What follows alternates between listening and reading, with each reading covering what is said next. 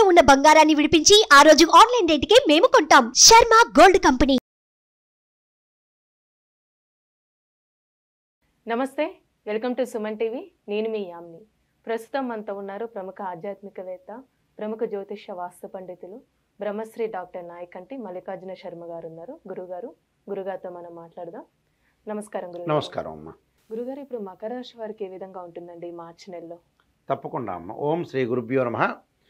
మకర రాశి వాళ్ళ యొక్క గ్రహగమన గతులు చూస్తే శని యొక్క ప్రభావం అనేది తగ్గిందని అర్థం. అంటే 2 భాగాలు శని వెళ్ళిపోయింది, ఒక భాగం మాత్రమే శని ఉందని అర్థం. అంటే ప్రేక్షకులందరూ కూడా నిజాన్ని తెలుసుకోవడం చాలా అవసరం.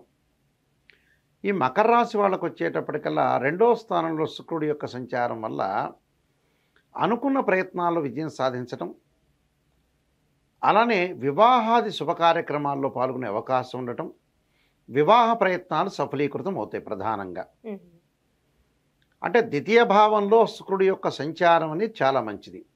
ఎందుకంటే శుక్రుడు 1, 2, 4, 5, 8, 9, 11 స్థానాల్లో ఉంటే శుక్రుడు మంచివాడని శాస్త్రం చెప్తుంది.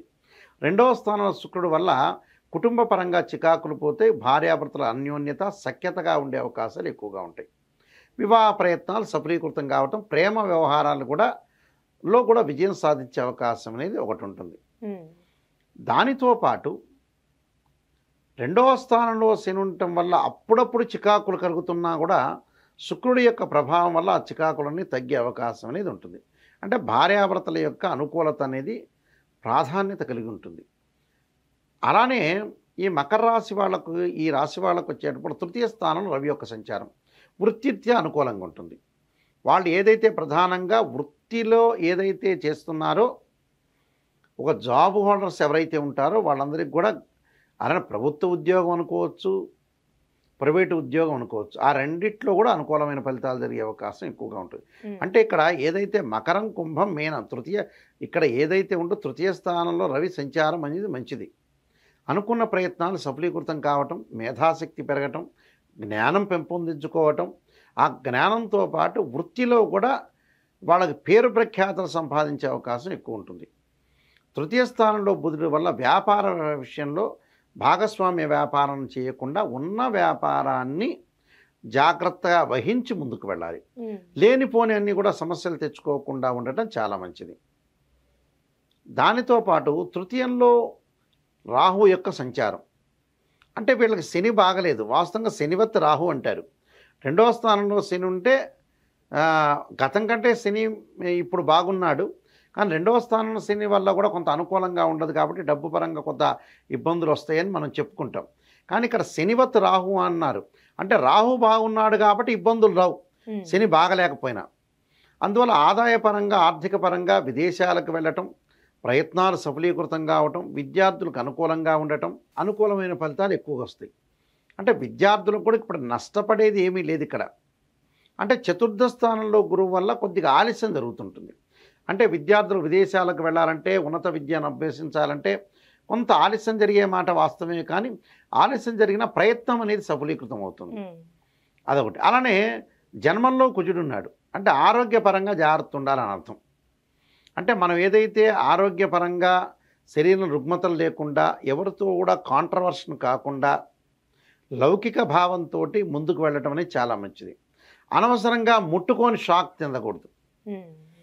అంటే ఏదైనా బంధువులతో కానీ, ఏదైనా మిత్రులతో కానీ, స్నేహితులతో కానీ, చుట్టాలు, రకరకాల పర్సన్స్ తోటి ఒక్కొక్క మనిషిలో ఒక్కొక్క ఆలోచన అనేది ఉంటుంది. ఆ ఆలోచన అనేది ఎలాగ ఉంటుందనేది ఎవరు కూడా గెస్ చేయలేరు. ఒక్కొక్క మనిషికి ఒక్కొక్కటి ఇష్టం, ఇంకో మనిషికి ఇంకొకటి ఇష్టం. ఆ ఇష్టాన్ని మనం ఆలోచన చేసి వాళ్ళ రూట్లోనే వెళ్ళాలి. వీళ్ళు ఒక వ్యక్తికి ఒకటి ఇష్టం, సర్లేండి అది మంచిదేనని చెప్పాలి, అక్కడి నుంచి తప్పించుకునే ప్రయత్నం చేయాలి. అలాంటి విషయాలు మటుకు జాగ్రత్త వహించాలి. అంటే కుజగ్రహం అనేది బాగలేదు కాబట్టి శరీరంలో రుగ్మతలు, వాహనాల మీద వెళ్ళేటప్పుడు అతివేగం కాకుండా, బండి మీద వెళ్ళేటప్పుడు అతి జాగ్రత్తగా ఉండటం.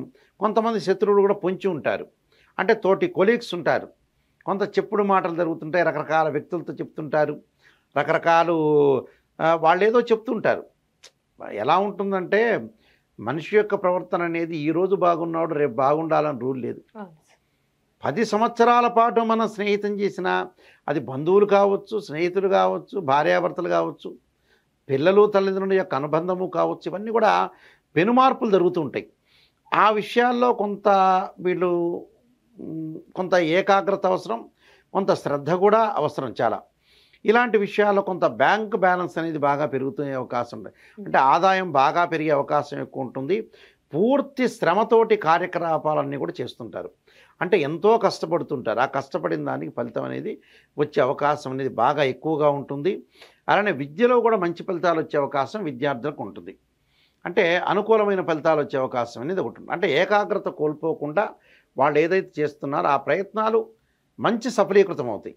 అంటే ఆ సఫలీకృతం కావటం అంటే ఏంటంటే ఆలోచనలో కొన్ని మార్పులు జరగాలి. ఆలోచనతో పాటు ముందుకు వెళితే జాగ్రత్త ఉండాలి. ఆరోగ్యపరంగా కొంత సురక్షితంగా అవసరం. అంటే జన్మంలో ఏదైతే కుజుడున్నాడో వేగము కాలంలో నిర్ణయించుకునే కొన్ని ఫలితాల్లో శరీరంలో ఉండే రుగ్మతలు ఏర్పడతాయి. కాలం అంటే ఏమిటి? ఆతృత. వేగం అంటే ఏమిటి? మన వాహనాల మీద వెళ్ళటం కానీ, వేగంగా బయటికి వెళ్ళటం, ప్రయాణం చేయటం వల్ల కూడా ఆతృత పెరిగి మానసికంగా ఆందోళన కలుగుతుంటుంది. సైకలాజికల్గా డిజార్డర్ జరిగే అవకాశం ఉంటుంది. ఆందోళన తగ్గించుకోండి. జీవితంలో కొన్ని ప్రయత్నాలు అనేవి కొన్ని లేటుగా జరుగుతాయి. భగవంతుడు కొంతమందికి ఫాస్ట్గా జరుగుతుంది. అంత మాత్రాన ఏదో కంపలు మునిగిపోయినాయి అన్నట్టు అనుకోకూడదు. ప్రయత్నం అనేది చాలా ముఖ్యం. అది భగవంతుడికి వదిలేయాలి. ఆ ప్రయత్నాన్ని మనం చేయటానికి ఆలోచన సరళితోటి ముందుకు వెళ్తే మంచి ఫలితాలు అవుతాయి. వీళ్ళకి ఏ గ్రహాలు బాగున్నాయంటే శుక్రగ్రహం బాగుంది, తృతీయంలో రవి బాగుంటాడు, తృతీయంలో రాహువు బాగున్నాడు. బాగలేనివేంటి? గురువు, శని, కుజుడు పూర్తిగా బాగలేవు. దానికి కొన్ని ప్రత్యేకంగా పరిహారాలు చేసుకొని ముందుకెళ్తే చాలు. అంటే పరిహారం అంటూ ఏంటండి రాశి వారికి? ఆరోగ్యానికి ముందు శరీరే జర్జరీభూతే వ్యాధిగ్రస్తే కళేబరి ఔషధం జాహ్నవీతోయం వైద్యో నారాయణ హరి అనే మంత్రాన్ని, దానితో పాటు ప్రత్యేకంగా కుజుడి యొక్క ఆరాధన, తత్పురుషాయ విద్యే మహాసేనాయుధిమే తన్నో షణ్ముఖ ప్రచోదయాత్ అనే మంత్రాన్ని, అలానే నవగ్రహాల యొక్క ప్రదర్శన చేయటం చాలా మంచిది. అంటే ఏ రోజు చేయాలి?